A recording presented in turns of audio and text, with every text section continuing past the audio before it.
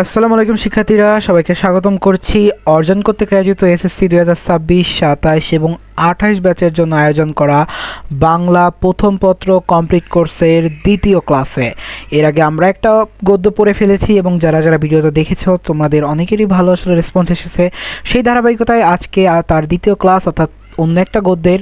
তো আজকে যেটা আলোচিত হবে সেটা হচ্ছে বাংলা বইয়েরই খুবই একটা সুপরিচিত গদ্য, সেটাকে বলা হয়ে থাকে হচ্ছে ফুলের বিবাহ। এবং আমরা আজকে এই যেই গদ্যটা আছে এটার বিস্তারিত যা কিছু আছে সকল কিছু খুঁটিনাটি ধরে ধরে পড়ব। তো তুমি যদি আমার চ্যানেলে নতুন হয়ে থাকো, আমি আব্দুল রহমান মুস্তাকিম বর্তমানে পড়াশোনা করছি খুলনা বিশ্ববিদ্যালয়, এবং তোমরা জেনে থাকবে যে আমি আমার চ্যানেলে এডুকেশনাল জিনিসপত্র দিয়ে তোমাদের পড়াশোনা যাতে একটু সাহায্য হয় এই চেষ্টা করে থাকি। যার ফলে যদি প্রথম হয়ে থাকো বা নতুন হয়ে থাকো এই চ্যানেলে, অবশ্যই চ্যানেলটিকে সাবস্ক্রাইব করে দিবা। ফেসবুক পেজ থেকে দেখে থাকলে অবশ্যই ফেসবুক পেজটিকে ফলো করে দিবে এবং উভয় স্থানে যাতে নোটিফিকেশন সবার আগে তোমার কাছে যায়, যার ফলে অবশ্যই বেল আইকনটা চাপ দিয়ে দিবে এবং ফেসবুকে নোটিফিকেশন অন করে রাখবে। তো চলো বেশি কথা না বাড়িয়ে আজকে ক্লাসটি শুরু করা যাক।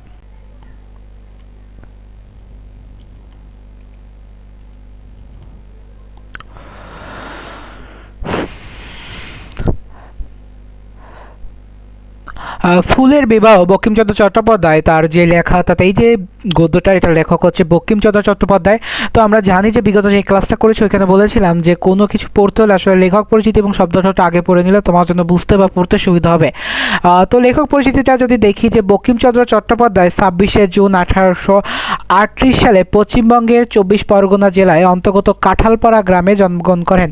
অর্থাৎ আমরা তার জন্মগ্রহণ বা জন্মস্থান দুটা সম্পর্কে জানতে পেরেছি। তিনি 1858 সালে কলকাতা বিশ্ববিদ্যালয় থেকে বিএ পরীক্ষায় উত্তীর্ণ হন এবং সেই বছরই ডেপুটি ম্যাজিস্ট্রেট এবং ডেপুটি কালেক্টর হিসেবে নিয়োগ হন। অর্থাৎ তার দুইটা পদেই তিনি পান, একটা হচ্ছে ডেপুটি ম্যাজিস্ট্রেট আর একটা হচ্ছে ডেপুটি কালেক্টর পদ। তাই এই অসামান্য কৃতিত্ব প্রকাশ পেয়েছে পাশ্চাত্য ভাবাদর্শে বাংলা উপন্যাস রচনার প্রতিকৃতি হিসেবে। অর্থাৎ তার যে লেখনের ভিতরে আসলে পাশ্চাত্য ভাবাদর্শ লক্ষণীয়। 1865 সালে প্রকাশিত তার প্রথম বাংলা উপন্যাস দুর্গেশ নন্দিনী বাংলা সাহিত্যের একটা নবদিগন্ত উন্মোচন করে। 1865 সালে তার কি প্রথম উপন্যাস, এটা হচ্ছে বাংলা ভাষার প্রথম উপন্যাস, নাম হচ্ছে দুর্গেশ নন্দিনী। দুর্গেশ নন্দিনীটাই হচ্ছে আসলে এইটা বাংলা ভাষার প্রথম সার্থক উপন্যাসও বলা হয়ে থাকে এবং এইটার যে লেখক তিনি হচ্ছে বঙ্কিমচন্দ্র চট্টোপাধ্যায়। বাংলা কথা সাহিত্য এক নব উন্মোচন। তার অন্যান্য উপন্যাস হচ্ছে কপালকুণ্ডলা, মৃণালিনী, বিষবৃক্ষ, ইন্দিরা, যুগ লাঙ্গুলীয়, রাধারানী, চন্দ্রশেখর, রজনী, কৃষ্ণকান্তের উইল, রাজসিংহ, আনন্দমঠ, দেবী চৌধুরানী ও সীতারাম। প্রবন্ধ সাহিত্য বঙ্কিমচন্দ্র কৃতিত্ব দেখিয়েছেন কমলাকান্তের দপ্তর, রহস্য, কৃষ্ণকান্তের ইত্যাদি তার উল্লেখযোগ্য প্রবন্ধ গ্রন্থ। বা বঙ্কিমচন্দ্র চট্টোপাধ্যায় 1894 সালের 8ই এপ্রিল মৃত্যুবরণ করেন। তাহলে আমরা তার মৃত্যুর তারিখটাও জেনে গেলাম। এবার আসলে আমরা বলি কারণ কি শব্দটা কেন আগে পড়তে বলা হয়। শব্দটা যদি আগে পড়া হয় তাহলে যখন গল্পে বা কোনো ধরনের এই শব্দগুলো চলে আসবে তখন আমাদের পড়তে বা বলতে কিন্তু সুবিধা হবে। তো প্রথমে আছে হচ্ছে কন্যাভারগ্রস্ত। অর্থাৎ কন্যাভারগ্রস্ত মানে হচ্ছে বিবাহযোগ্য কন্যা বিয়ে দেওয়ার দায়িত্বে বহনকারী। অর্থাৎ বোঝানো হচ্ছে সম্বন্ধের অর্থাৎ হচ্ছে বিয়ের। কন্যাকর্তা অর্থাৎ কন্যার অভিভাবক। পত্রাসন অর্থাৎ পাতার উপর আসন। অবগুণ্ঠনবতী ঘোমটা দেওয়া নারী। ইয়ার্কি অর্থাৎ রসিকতা বা ফাজলামি। সন্ধ্যা ঠাকুরানী দিদি হচ্ছে এখানে সন্ধ্যা বা সকালকে দিদি বলে সম্বোধন করা হচ্ছে, সন্ধ্যাকালকে সরি। পরিমল অর্থাৎ হচ্ছে সুগন্ধ। গন্ধোপাধ্যায় হচ্ছে গন্ধের রাজা বোঝাতে। আর কুলাচার্য হচ্ছে কুলাচার্য বা বংশের প্রধান পুরোহিত। বাঞ্চা মালি বলতে বোঝায় যে মালি ইচ্ছে মতো ফুল ফোটাতে পারে। খদত্ত অর্থাৎ জোনাকি পোকা। এয়গণ অর্থাৎ সদবা নারীরা। আর কমল কাকা হচ্ছে কমলাকান্তকে আসলে কমল কাকা বলে সম্বোধন করা হয়েছে। তাহলে আমরা সব কিছু পড়লাম, এবার চলে যাই মূল আলোচনা। অর্থাৎ তোমার পাঠ্য বইয়ের সাথেই এটা সম্পূর্ণ মিল আছে। তোমার পাঠ্য বই যেমনই ওইটাই এখানে পুরোপুরি কপি পেস্ট করা।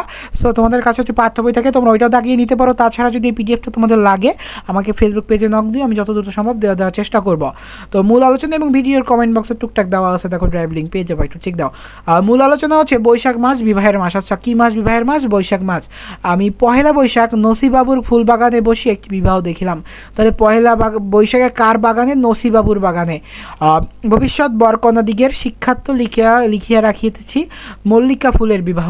বৈকাল শৈশব অবসান প্রায় কলিকা কন্যা বিবাহযোগ্য হয়ে আসিল, অর্থাৎ মল্লিকা ফুলের বিবাহ দেখেছে এবং বৈকাল শৈশব অবসর প্রায় কলিকা কন্যা বিবাহযোগ্য কন্যার পিতা বড়লোক নহে, ক্ষুদ্র বৃক্ষ তাহাতে আবার অনেকগুলি কন্যাভারগ্রস্ত, অর্থাৎ কি গাছকে বলা হচ্ছে কন্যার পিতা, যার ফলে এই যে গাছের আসলে অনেকগুলো ফুল, এই ফুলকে হচ্ছে তার কন্যা বলা হচ্ছে, যার ফলে তার ভিতর অনেক কন্যার ভার, অর্থাৎ গাছ তো ফুলের ভার নিয়ে আসলে থাকে বা গাছের ফুলের ভার তো গাছই ধারণ করে, এবং সেটা বোঝায় সম্বন্ধের অনেক কথা হইতেছিল কিন্তু কোনটা স্থির হয় নাই। উদ্যানের রাজা স্থলপদ্ম নির্দোষ পাত্র বটে, অর্থাৎ স্থলপদ্মকে বলা হচ্ছে এখানে নির্দোষ পাত্র, কিন্তু ঘর বড় উঁচু স্থলপদ্ম অত দূর নামিল না, অর্থাৎ স্তরবদ্ধ যেহেতু গাছটা একটু উঁচু জায়গায় থাকে যার ফলে কি সে অত নিচে নামি নাই, অর্থাৎ তাকে একটু আভিজাত্য শ্রেণী হিসেবে দেখানো হচ্ছে। জবা এই বিবাহে অসম্মত ছিল না, অর্থাৎ জবার এই যে বিবাহ তাতে জবা ফুলের কথা বলা হচ্ছে, কিন্তু জবা বড় রাগী কন্যাকর্তা পিছাইলেন, অর্থাৎ জবাকে রাগী কন্যাকর্তা বলা হচ্ছে, তাহলে কাকে রাগী রাগী কন্যাকর্তা পিছাইলেন, অর্থাৎ জবা হচ্ছে বড় রাগী, কারণ কি জবার রং হয়তো বা লাল, যার ফলে আসলে এইটাকে রাগী বলা হচ্ছে, যার ফলে কি কন্যার কথা পিছাইলেন। গন্ধরাজ পাত্র ভালো কিন্তু বড় দেমাক, তাহার বর পাওয়া যায় না, অর্থাৎ গন্ধরাজ ফুল আসলে পাত্র ভালো কিন্তু তার বড় দেমাক, তার অনেক বড়, প্রায় তার বর পাওয়া যায় না, অর্থাৎ তার অনেক সময় তার কোনো হদিসই থাকে না। এইরকম অবস্থায় সময়ে ভ্রমর রাজ ঘটক হইয়া মল্লিকা ও বৃক্ষ সদনে উপস্থিত হইলেন, অর্থাৎ ভ্রমরকে হচ্ছে এখানে ঘটক বললেন, তিনি আসিয়া বলিলেন গুন গুন গুন মেয়ে আছে, অর্থাৎ গুন গুন গুন মেয়ে আছে এখানে, অর্থাৎ মৌমাছির যে ডাকটা তাকে আসলে তারা গুন গুন গুন মেয়ে আছে এটা বলা হয়েছে। মল্লিকা বৃক্ষ পাতা নাড়িয়া সাই দিলেন আছে, ভ্রমর পত্রাসন গ্রহণ করিয়া গুন গুন গুন কোন গুণাগুণ মেয়ে দেখিব, অর্থাৎ এইভাবে তিনি কথা বলতেছে। বৃক্ষ শাখানত করিয়া মুদিত নয়ানে অবঠনব্রতী কন্যা দেখালেন, আমরা পড়েছি এখানে কি অবঠনব্রতী মানে কি ঘোমটা দেওয়া নারী, অর্থাৎ আমরা ঘোমটা দেওয়া নারী ফুল দেখালেন। বৃক্ষ বলিলেন মেয়েগুলি খুব লাজুক, মেয়েগুলি কেন লাজুক, কারণ কি তাদের হচ্ছে কি ছিল, আমরা কি লাইন মিস করে গেছি,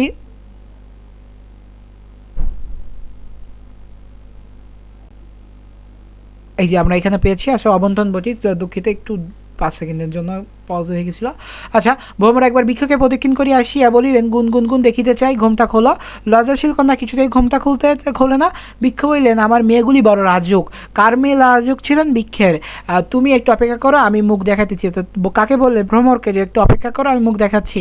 ভ্রমর ভোগ করিয়া স্থল পদ্মের বৈঠকখানায় গিয়া রাজপুত্রের সঙ্গে ইয়ার্কি করিতে বসিলেন, অর্থাৎ যে রাজপুত্র তার সাথে ইয়ার্কি করতে বসলো স্থল পদ্মের উপর যে। এদিকে মল্লিকার সন্ধ্যা ঠাকুরানী দিদি আসিয়া তাহাকে কত বুঝাতে লাগিল, বইল দিদি একবার ঘোমটা খোল, নইলে বর আসিবেন, অর্থাৎ কি সন্ধ্যার যে সন্ধ্যার সময়টাকে বোঝাচ্ছে। সন্ধ্যা ঠাকুরানী বলতে কি সন্ধ্যাকালকে হচ্ছে দিদি দ্বারা সমাধান করা হচ্ছে যে আসলে দিদি একবার ঘোমটাটা খোল, নইলে বর আসিবে না, লক্ষ্মী আমার, চাঁদ আমার, সোনা আমার ইত্যাদি। কলিকা কতবার ঘাড় নাড়িল, কতবার রাগ করিয়া মুখ ঘুরাইল, কতবার বইল ঠান্ডদি তুই যা। ঠান্ডদি এখানে কি কিছু বলা হচ্ছে? আচ্ছা, এখানে কিছু নাই আসলে, এটা মনে হয় ভেঙে গেছে যা যুক্তবনের জন্য। ঠান্ডিদি হয়তো বা, কিন্তু শেষে স্নিগ্ধ স্বভাবে মুগ্ধ হইয়া মুখ খুলিল। তখন ঘটক মহাশয় ভোগ করিয়া রাজবাড়ি হইতে নামিয়া আসিয়া ঘটকালিতে মন দিলেন। ঘটকালিতে মন দিলেন অর্থাৎ কি তিনি যে বসেছিলেন এটা থেকে বের হয়ে তিনি তার ঘটকালিতে মন দিলেন। কন্যার পরিমলে মুগ্ধ হইয়া বলিলেন, পরিমল অর্থাৎ তার যে বেশভূষা, গুন গুন গুন গুণাগুণ কন্যা গুণবতী বটে, ঘরে মধু কত, অর্থাৎ এই যে কন্যা নিবে তার মধু, অর্থাৎ কোনো কন্যাকর্তা বৃক্ষ বলিলেন ফদ্দ নিবেন কড়াই গন্ডায় বুঝিয়া দিবে, অর্থাৎ যে যা আছে তার কি হিসেব দিবেন। অর্থাৎ এইখানে একটা বিবাহের যে চিত্র তা আসলে ফুলের মাধ্যমে বঙ্কিমচন্দ্র তুলে ধরেছেন। ভ্রমর বললেন গুনগুন আপনার অনেক গুণ ঘটক কালিটা, কন্যাকর্তা শাখা নাড়িয়া সায় দিল তাও হবে।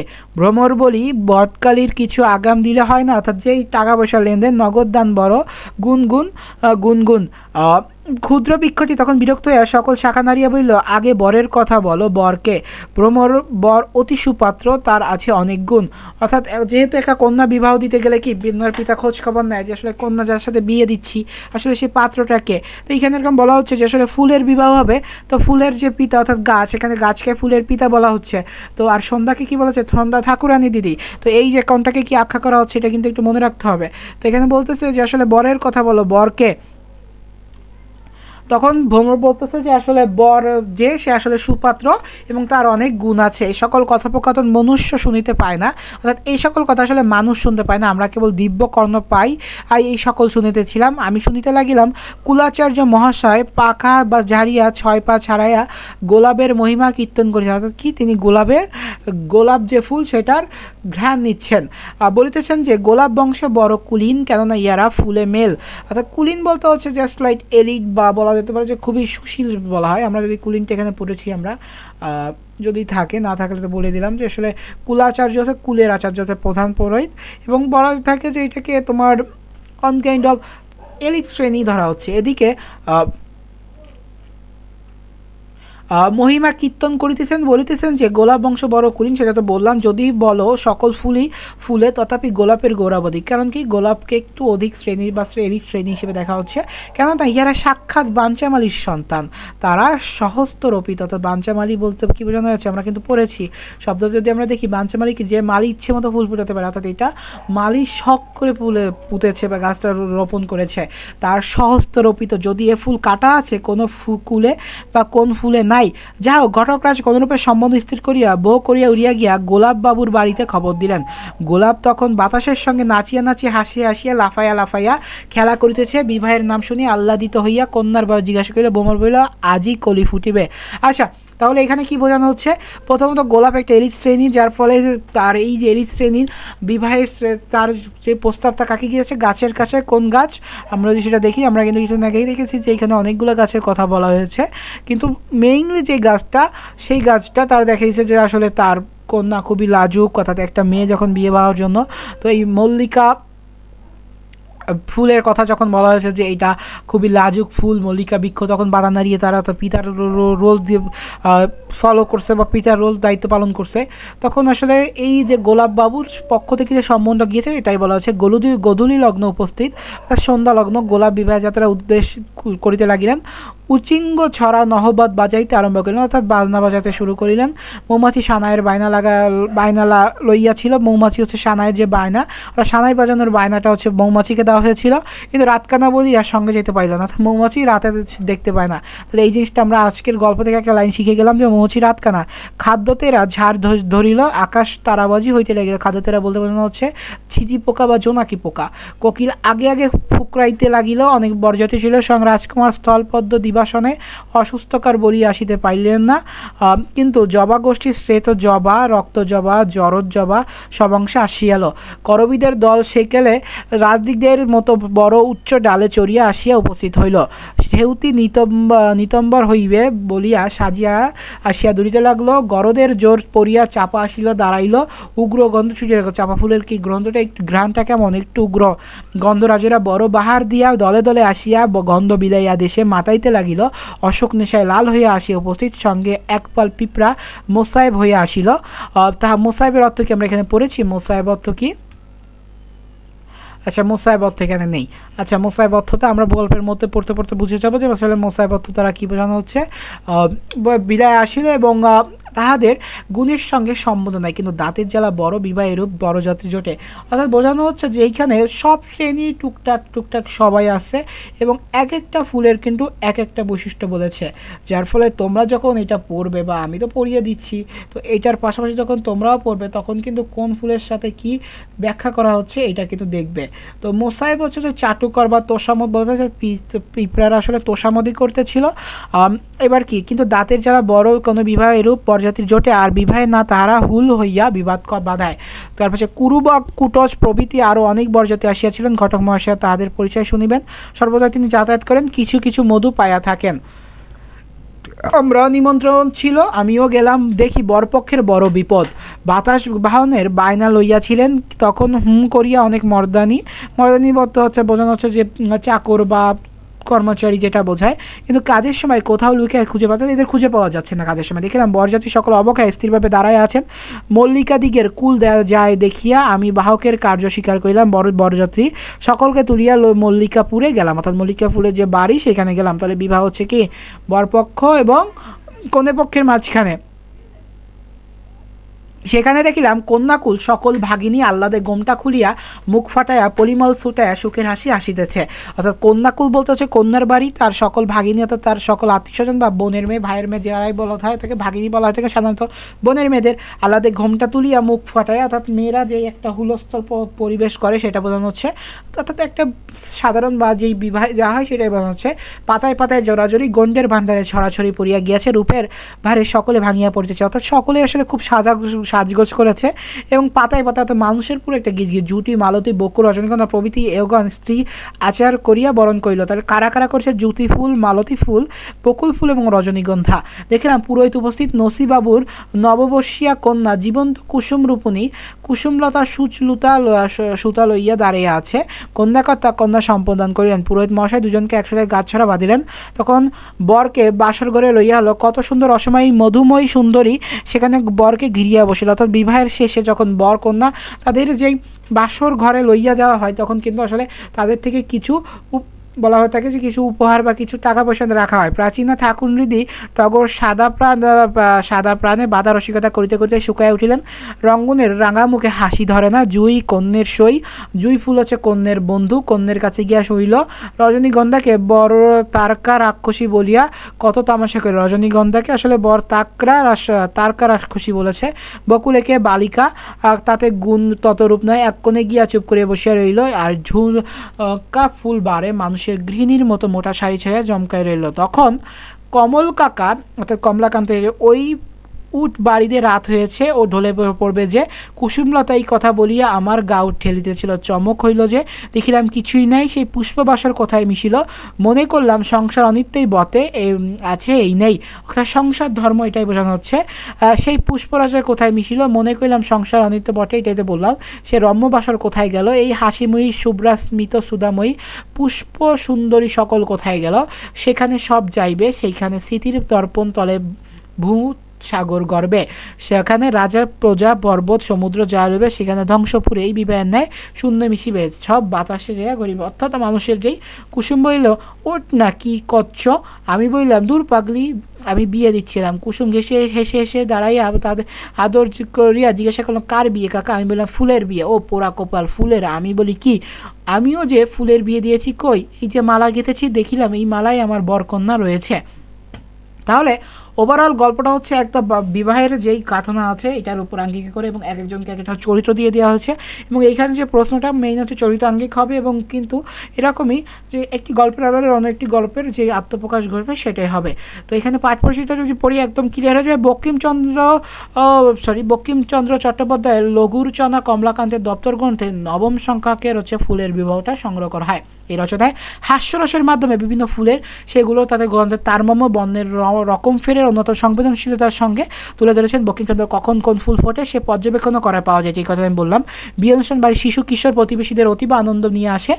এই অনুষ্ঠানে বর কনে কেন্দ্রে থাকলেও বরের কোণে মাতা পিতা কনের পড়শি নারীরা সম্পৃক্ত থাকেন, যেটা দেখালাম। ঘটকও থাকেন বিশেষভাবে যুক্ত, বিয়ে অনুষ্ঠানের সঙ্গে যুক্ত থাকেন এবং নানা ব্যক্তির পরিবর্তে বিভিন্ন ফুলের উল্লেখ করে অসাধারণ দক্ষতার বঙ্কিমচন্দ্র বাঙালি গারস্থ একটি অনুষ্ঠানকে আরও আনন্দদায়ক করে উপস্থাপন করেছেন।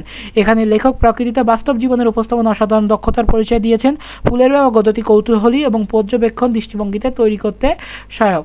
তাহলে এই হচ্ছে আসলে ফুলের ব্যবহার ওভারঅল এবং আমরা যা যা পড়লাম সকল কিছু আসলে যদি ভালো লেগে থাকে ভিডিওটি অবশ্যই একটু শেয়ার করে নিও এবং বাংলা রিলেটেড অন্যান্য ভিডিওগুলো আমরা দিচ্ছি এবং দেখতে পাচ্ছ প্রত্যেকটা পিডিএফ দাগিয়ে পড়ানো হচ্ছে, যার ফলে তোমাদের যদি পিডিএফটি লাগে আমাকে নক দিয়ে আমি দিয়ে দিব। তো দেখা হচ্ছে অন্য কোনো ক্লাসে, সে সুস্থ থাকো, সুন্দর থাকো, পড়াশোনার সাথে থাকো এবং চ্যানেলে নতুন থাকলে চ্যানেলটা সাবস্ক্রাইব, ফেসবুক পেজটিকে ফলো করে দিও। আসসালামু আলাইকুম।